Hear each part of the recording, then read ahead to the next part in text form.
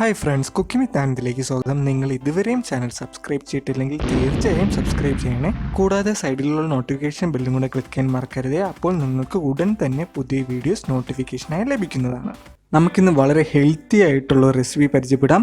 ഒരു ഹെൽത്തി പുട്ടാണ്. ഇതിന് വേണ്ടിയുള്ള ഇൻഗ്രീഡിയൻസ് ഡിസ്ക്രിപ്ഷൻ ബോക്സിൽ കൊടുത്തിട്ടുണ്ട്, ഒന്ന് ചെക്ക് ചെയ്ത് നോക്കുക. ആദ്യം 1 കപ്പ് ഗോതമ്പ് പൊടി എടുക്കാം. അതിലേക്ക് 1 ടീസ്പൂൺ ഉപ്പും കൂടെ ഇട്ട് കൊടുക്കാം. എന്നിട്ട് നന്നായിട്ടൊന്ന് മിക്സാക്കിയതിന് ശേഷം കുറച്ച് വെള്ളവും കൂടെ തൂറ്റി കൊടുത്ത് നമുക്ക് നന്നായിട്ടൊന്ന് മിക്സ് ചെയ്തെടുക്കാം. പ്രത്യേകം ശ്രദ്ധിക്കുക, വെള്ളം കൂടിപ്പോകരുത്. കൂടിപ്പോവാതെ ഒന്ന് കുറച്ച് വെള്ളമായി ഒഴിച്ച് കൊടുത്തിട്ട് നമുക്കൊന്ന് മിക്സ് ചെയ്തെടുക്കാം.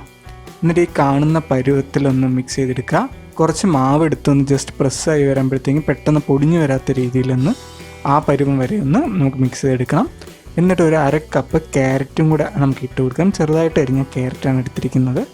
അതിലേക്ക് 1/2 കപ്പോളം മുളപ്പിച്ച പയറും കൂടെ ഇട്ട് കൊടുത്തിട്ട് നമുക്ക് നന്നായിട്ടൊന്ന് മിക്സ് ചെയ്ത് കൊടുക്കാം.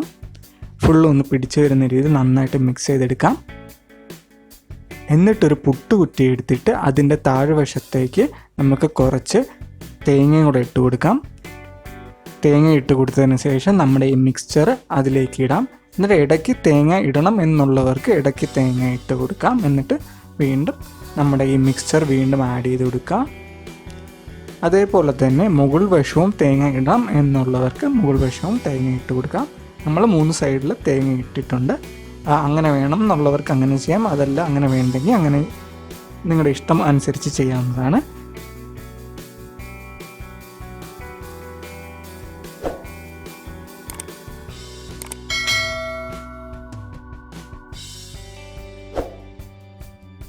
എന്നിട്ടൊരു 4-5 മിനിറ്റോളം നമുക്ക് കുക്ക് ചെയ്യാൻ വേണ്ടിയിട്ട് വയ്ക്കാം.